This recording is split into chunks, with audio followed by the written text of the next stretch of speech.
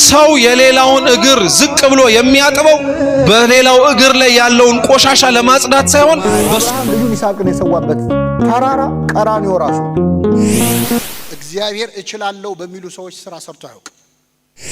ነገ ባትኖር እና ነገ ቃል አልተገባችል ስለ ነገ አትጨነቁ። ነገ ለራስ ይጨነቃል። ማገልገል አትችልም።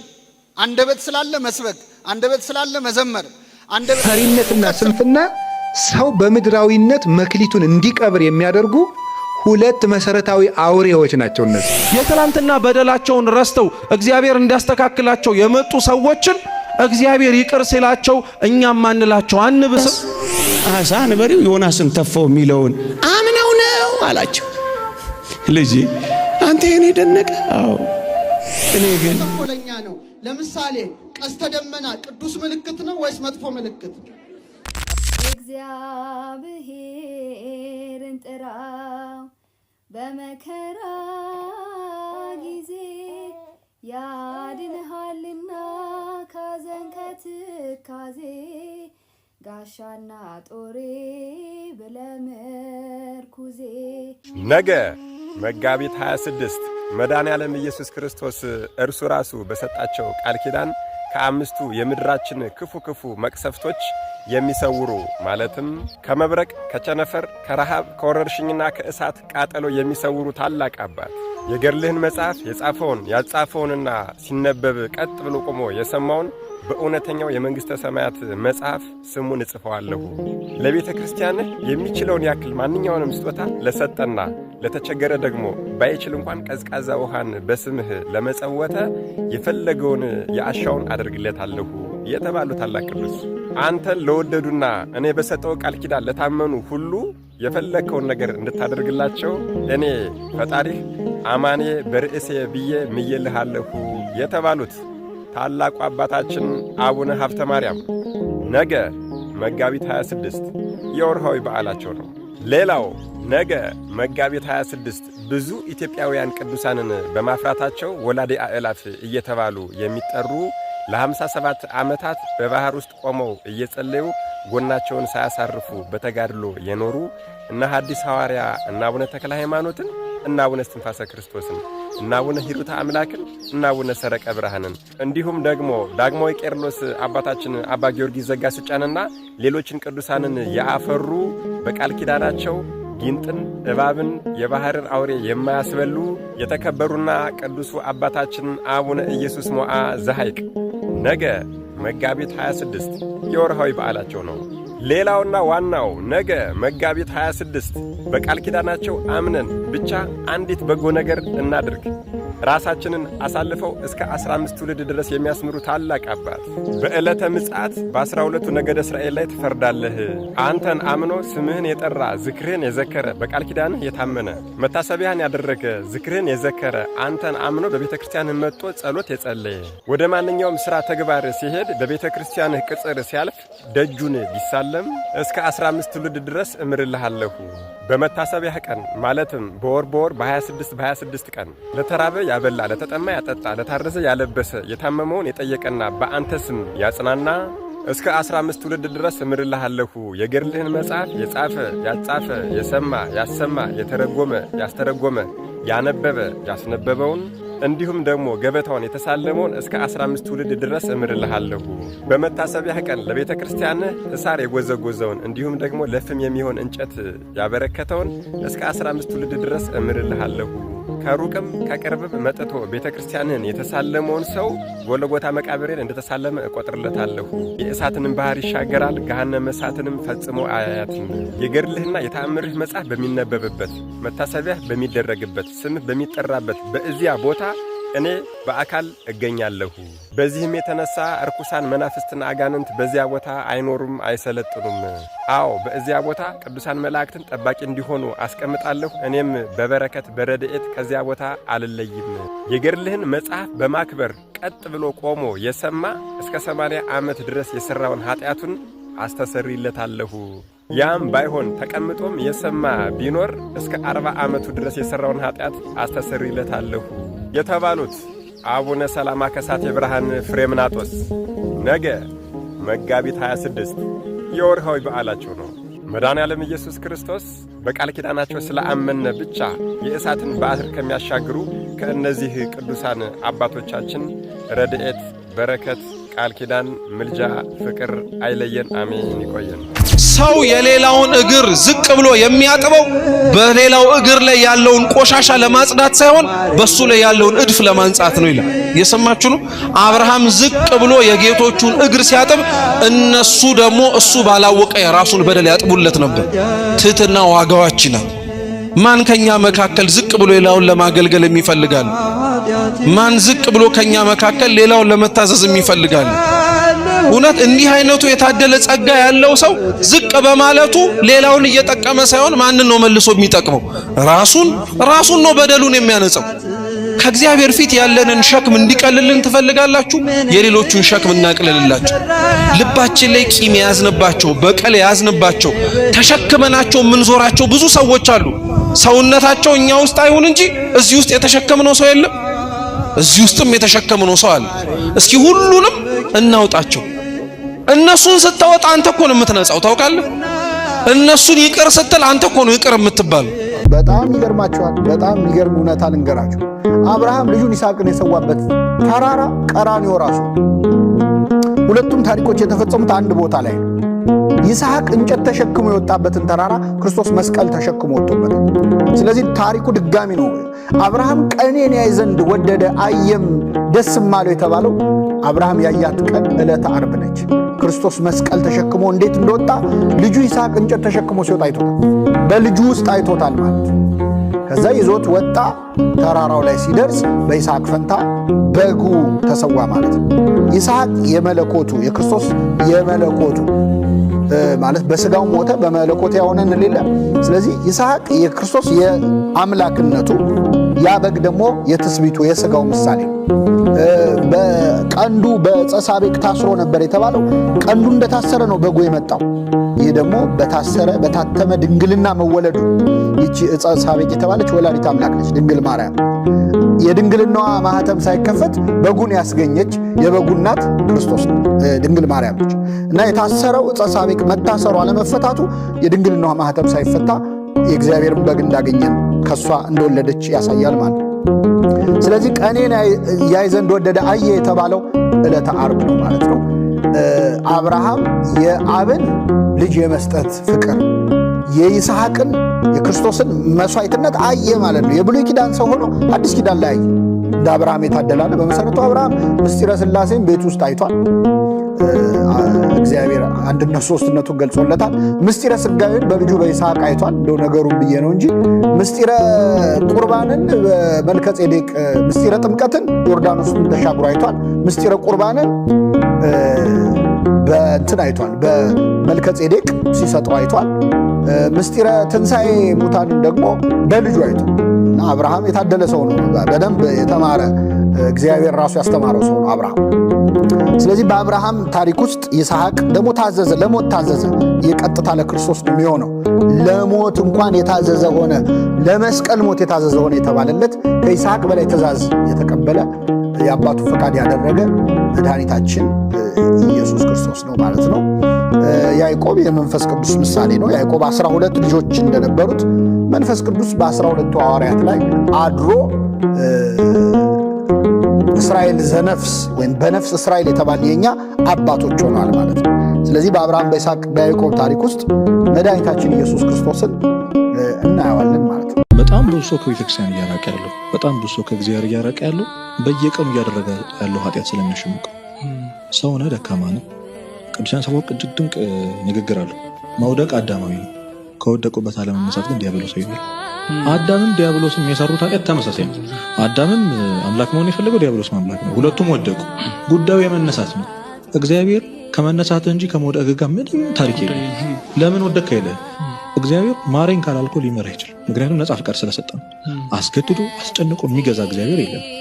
እዚህ ቀደም እንዳልነው ያቺ ከእግዚአብሔር እያረቀች ያለችውን ኃጢአት ይዛሃቅና እግዚአብሔር እና ሰሪ እንደራርገ በቃ እጅህን ስጠው። በራስህ ታግለሃል፣ አይተኸዋል፣ አላሸነፍክም።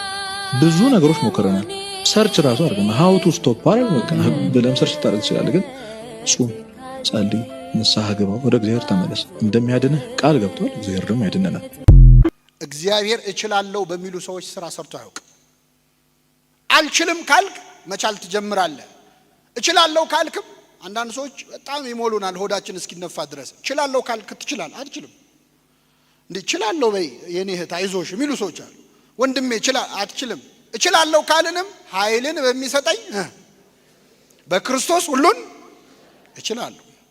በደካሞች መስራት ያውቃል። እና ሐዋርያት የጾሙት ድካማቸውን ተረድተው ነው። ቋንቋ ተሰጣቸው። እንዴት ሄደው ይህንን ዓለም ይሰብኩታል? እንዴት ሄደው ያዳርሱታል? እሳቱን ስለቱን እንዴት ይችሉታል? ያን ጊዜ ጾማሉ እንዳለ ክርስቶስ ከአገልግሎት በፊት ጾመዋል። ጌታም ተዘጋጅቷል እኮ 30 ዓመት ዝም ብሎ ነው 3 ዓመት ያስተማሩ። ነገ ባትኖር እና ነገ ቃል አልተገባችል ስለ ነገ አትጨነቁ፣ ነገ ለራሱ ይጨነቃል ያለው እኮ ጌታችን። ለዛ በጣም ብዙ ሰው ነገን በመፍራት ታውቃለህ፣ ነገን ፈርተው ራሳቸው የሚያጠፉ ሰዎች እንዳሉ ማለት ገና ካሁኑ ሳይደርስብኝ የሚሉ ሰዎች አሉ። ኮሮና ላይ ሳይዛቸው ራሳቸውን ሲያጠፉ የነበሩ ሰዎች አሉ።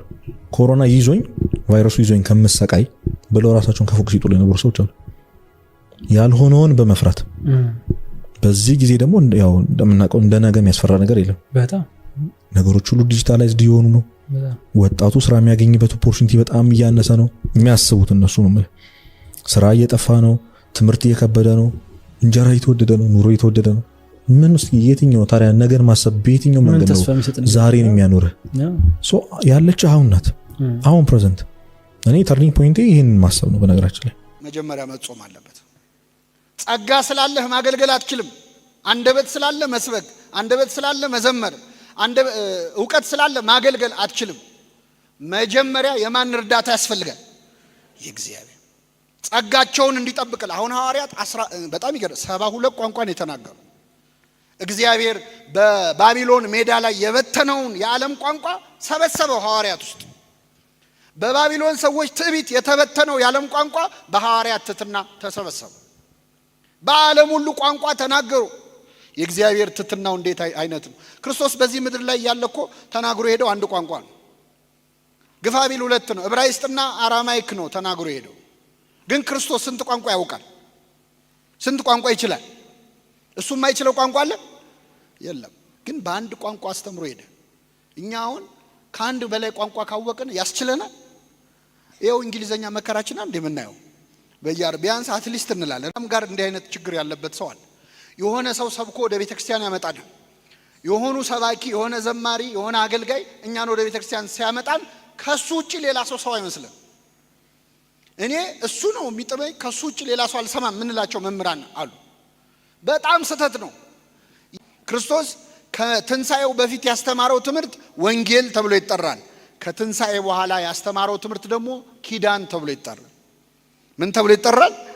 ኪዳን። ለ40 ቀን ያስተማረው ኪዳን አባቶቻችን ሲያደርሱ ጠዋት ወይ ሰርክ ላይ ሰምታችኋል። ኪዳን ዘነገሮሙ እግዚእነ ለሐዋርያቲሁ ንጹሐን። ጌታችን ለንጹሐን ሐዋርያቱ የነገራቸው ኪዳን እምቅድመ ዕርገቱ ውስተ ሰማያት ወደ ሰማይ ከማረጉ በፊት ወምድረ ትንሣኤሁ ሙታን ከሙታን ከተነሳ በኋላ እንላለን።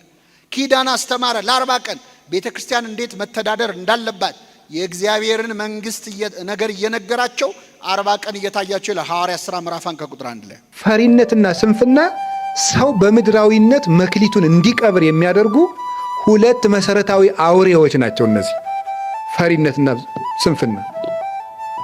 ይሄን ባደርገውሳ ቢበላሽብኝሳ፣ ይሄን ብናገርሳ እነገሬ ቢተቹኝሳ፣ እንዲህ ብሰራሳ እንዲህ ቢሆንብኝሳ። የፈሪነት ነው። ምንድነው ያለከ መክሊቴን እነግዳለሁ ስል የባልት ሌቦች ቢወስዱብኝሳ ነበር ያለ። ፈሪ ሰው አያፈራም። አጉል ድፍረት ሳይሆን ምን ይሉኝ እነዚህ ብሉኝ ቢበላሽብኝ ብከስር እንዲብል ብሎ ማሰብ ሁልጊዜ እየፈራ ነው ሰው ችግሩን ይዞ የሚኖረው። ሰው በዚህ ዓለም ሲኖር እንግዳ ነው። ለመክሰርም ለማትረፍም ተዘጋጅቶ መስራት አለበት። አስቦ ይሰራል። ከከሰረም እልም ይላል። ቀጣዩን ደግሞ ተነስቶ መቀጠል ነው። ጉዞ ነው ብለናል። ጉዞ ስትሄድ ያድጥሃል፣ ትወድቃለህ። ተነስተ መንገድህን ትቀጥላለህ። በዚህ ዓለም ንግድም፣ ሐሳብም፣ ትምህርትም፣ ዕውቀትም መውደቅ አለው፣ መነሳት አለው። ሁሉም ነገር መማርም፣ መነገድም፣ ማረስም፣ መቆፈርም፣ መመንኮስም፣ መቀሰስም፣ መጳጳስም ሁሉም ጎዳና ነው። እሾህ አለው፣ እንቅፋት አለው። ፈሪ የሆነ ሰው አይ በቃ ይሄንን ያልጀምረውም ያለ ሰው የትም አይደርስም። ምን እባላለሁ ማለትን እግዚአብሔር ምን ይለኛል እንጂ ሰው ምን ይለኛል ያለን ማለትን ያልተወ ሰው ማድረግ አይችልም። የሰው ልጅ ሁልጊዜም እንኳን ጓደኛው ላይ ከእግዚአብሔር ላይ ሐሳብ የሚሰጥ ፍጡር ነው። ስለዚህ ሰዎች ስለሚያወሩት ጉዳይ መጨነቅ ሳይሆን እኔና እግዚአብሔር እንዴት ሆነን እየኖርን ነው የሚለውን ነው ማሰብ። ሰው የፈለገውን ማውራት ይችላል። እኛ ግን መስራት ያለብን የራሳችን። ስለዚህ ከፈሪነት መጠበቅ፣ ሰው ምን ይለኛል የሚለውን ወይም እንዲህ ቢገጥመኝሳ ብዋረድሳ አሬባስ አልነካካ አለ ማለት የምንችለውን ነገር በእግዚአብሔር አምነን ሰው አማክረን አቅደን መስራት። የተበላሸው ይበላሽ፣ የተረፈው ይተርፋል። እንደዚህ ነው መሞከር።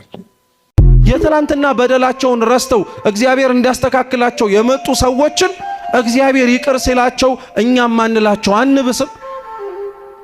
አላውቅልህም የት እንደነበርክ እያልን የምናሸማቀቃቸው፣ ደና ሰው አትመስልም ቆመ ስታስቀድስ የምንላቸው፣ ከዚህ ስትወጣ ምን እንደምታረግ የማናውቅ መሰለህ እያልን ሐሳባችን፣ አንደበታችን፣ ድርጊታችንም ጭምር የሚዘልፋቸው ሰዎች አሉ።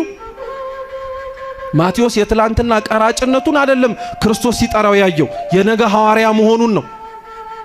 ጳውሎስን ሲመለከተው ሲጠራው የትላንትና አሳዳጅነቱን አይቶ አይደለም ምርጥ ዕቃነቱን ተመልክቶ ነው። ታዲያ ክርስቲያኖች ምን ሆነን ነው እኛ ሌላውን ይቅር ላንልበት የምንችል ምን በቂ ምክንያት አግኝተን ነው? እኛን ከበደሉን በላይ እግዚአብሔርን አልበደሉትም እኚህ ሰዎች? እኛስ ሌላውን በደልን ከምንለው በላይ እግዚአብሔርን አላሳዘን ነው? በደንብ አድርገን ተመልከቱ ክርስቲያኖች። ሌላውን ሰው ይቅር ላለማለት አክርረን የምናጠብቀው ገመድ እግዚአብሔር እኛን ይቅር እንዳይለን የምናስረው ገመድ ነው።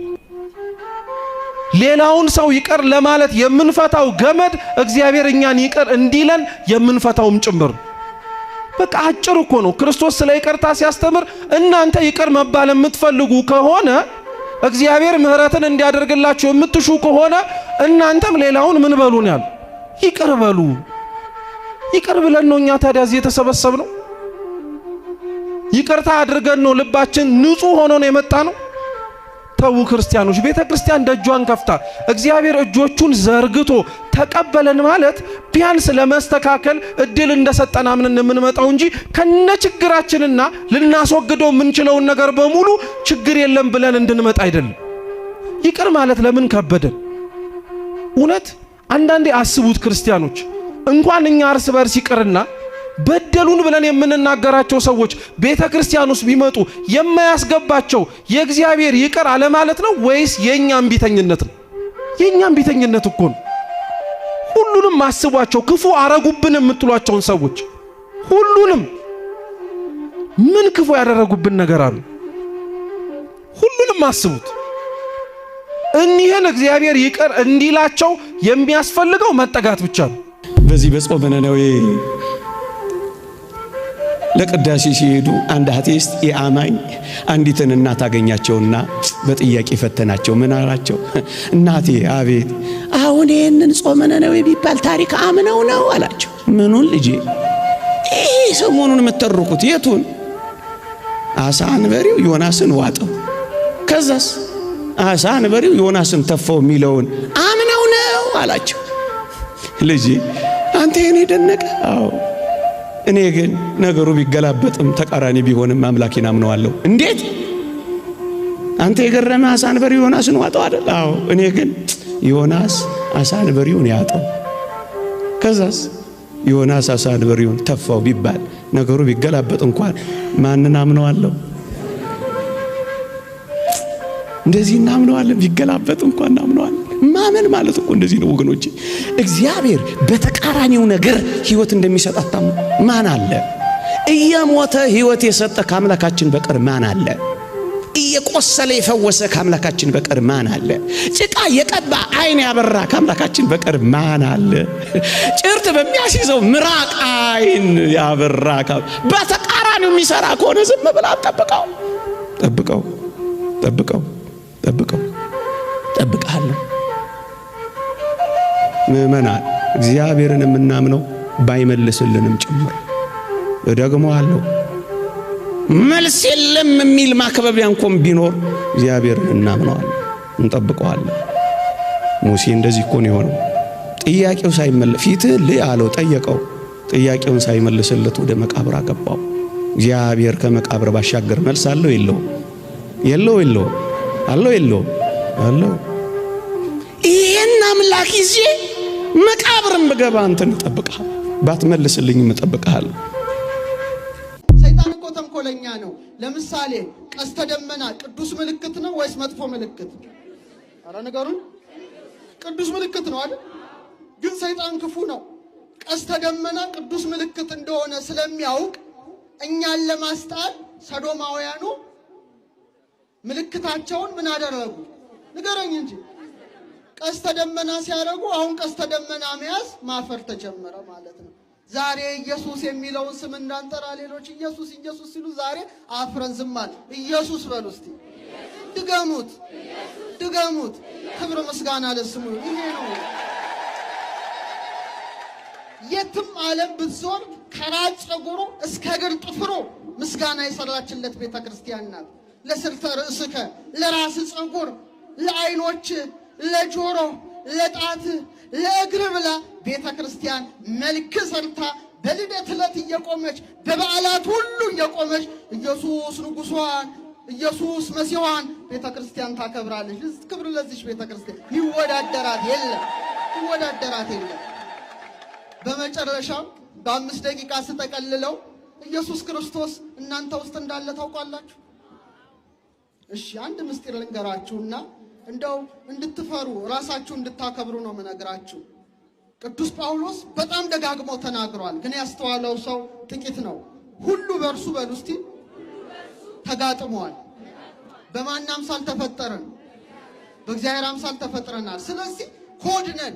በጣም ብዙ ምስጢር አለ። ከምስጢሩ ውስጥ ጥቂቱን ልንገራችሁና ወደ በለጠ መደነቅ ውስጥ እንድትገቡ ፈልጋለሁ። ኢየሱስ ክርስቶስ የት ነው የተሰቀለው? ቀራንዮ የራስ ቅል ይላታል፣ ጎልጎታ የራስ ቅል ይላታል። የራስ ቅልና ያዙ።